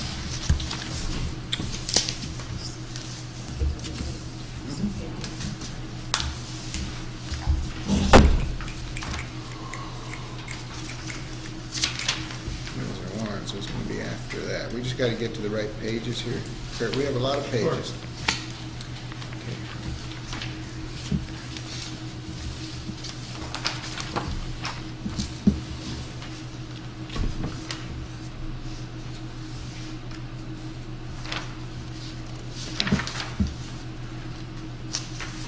Penny, do you have the most recent version? I have the one I that's think it was dated a October separate- 28th.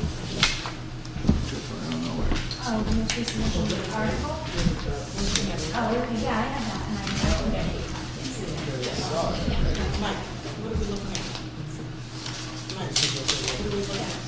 Well, they're looking at. I'm sorry, what are we looking at? I'm looking at the contract. I'm looking at the contract.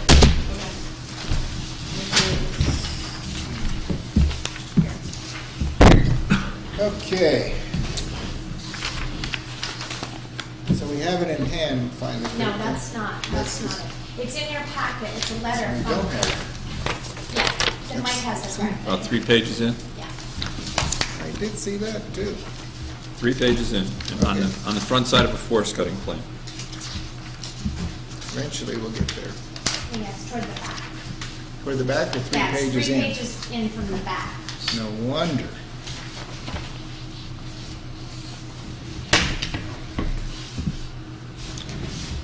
Have to learn how to do pages, I guess.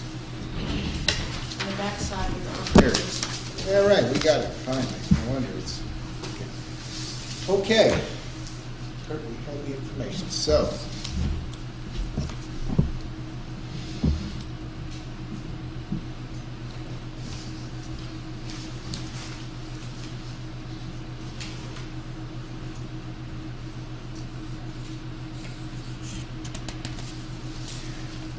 this is basically a profit sharing arrangement with Siemens, or cost savings arrangement?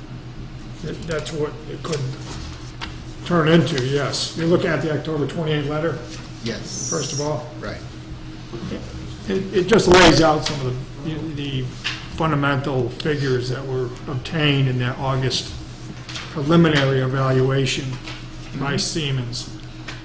And we thought we'd present that to the Board of Selectmen, just to get an idea that this is information that had been developed, which some of the key numbers are the 5 buildings they looked at in town.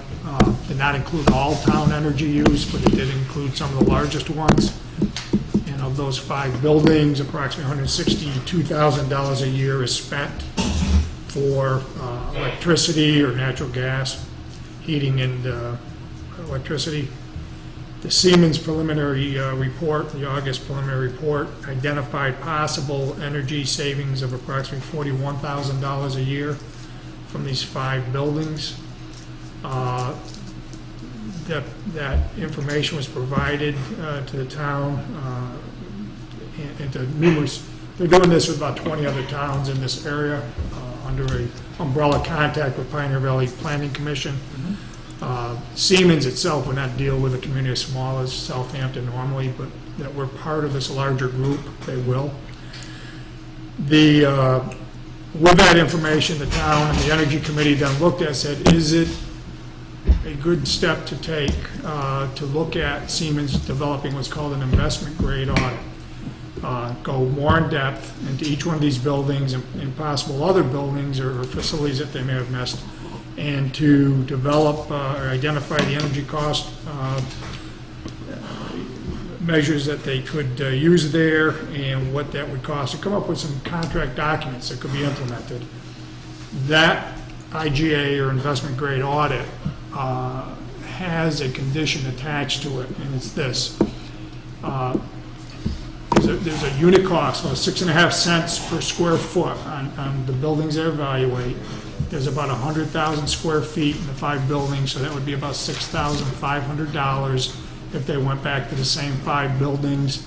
There's some other facilities they did not look at, so the total cost on a unit basis, 6.5 foot, could be somewhere in the vicinity of $8,500 if we wanted them to do this. To do the IGA. To do the IGA. The condition is, if they do that IGA, and we, the town, decide to do no energy conservation measures, even though they clearly identified some that could be done and there's possible cost savings, they take the $8,500 and leave. It costs them something to do that work. It's a value to the town. You've got some documents that say, here's what can be done at North School, here's what can be done at Town Hall, here's what can be done elsewhere. If the town says we don't want any of this done by Siemens, the $8,500 goes to them and they leave. If we say we want some of this work done, we may not want all of it, we want some of it, then the $8,500 just goes into the cost of the project. We don't lose that money. It's used to purchase the lighting or the boilers or whatever else. So the only time this money would be spent is after they conclude doing the IGA, we decide nothing is to be done. I don't know if that's clear. Hey, Kurt, is there, just as we're going through this, would there be funding sources to do the changes that you're talking about? Is there any grant money laying out there? This is how they'll pay. They'll identify the cost, say $30,000 of energy savings or $40,000 energy savings. But then it's like, how do we pay for the new lights, a new boiler?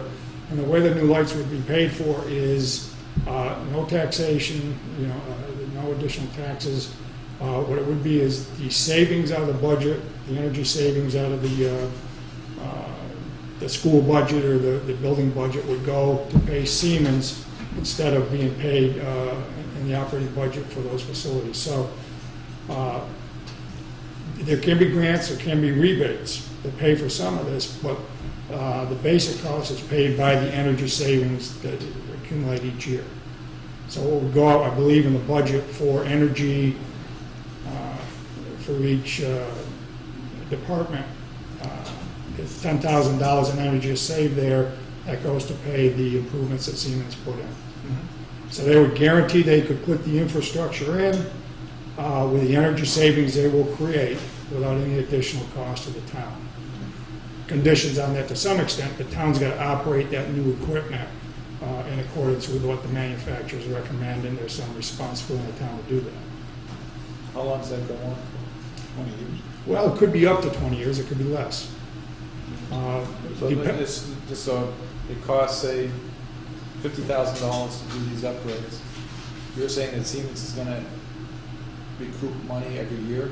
Siemens takes It's actually, yeah. takes the savings until the 50,000 is paid off, and then after the 50,000 is paid off, then it comes to us. Okay, that was just a Comes dumb here. question. Yeah.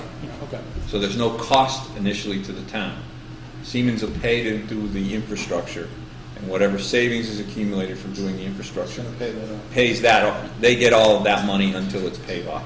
Okay. So Diana, what would that do for us in terms of capital expenditures? Because some of these things will be capital as opposed to operating expenses, and we have funds set up and accounts set up and policies set up for capital expenditures. Right. Well, one of the reasons why we're looking at this, seriously considering this option, even though it does, tie us into kind of a long-term contract, is that we don't have any place to do any energy conservation measures. We have a capital plan now that goes out to, I think, FY15, and we don't even have these. The Norris has gotten a fairly comprehensive energy audit done, and they wanted to put those things in the capital improvement plan, but it's clear by looking at it, there isn't going to be funding anytime in the near future, at least for 5 years.